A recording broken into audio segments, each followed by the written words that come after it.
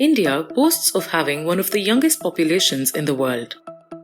But the country's demographic landscape is also shifting. India is now aging rapidly, and there are economic consequences to watch out for.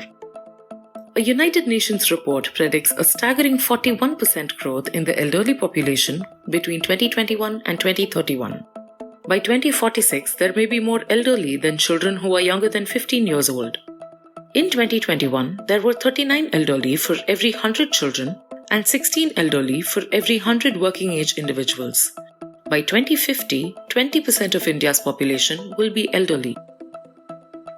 By the century's end, over one-third will be over 60.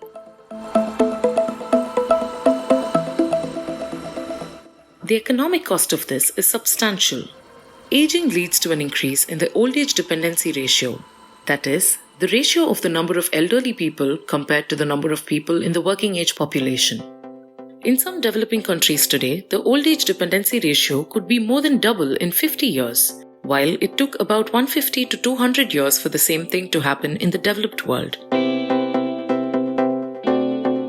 More elderly people will come to depend on a shrinking working age population.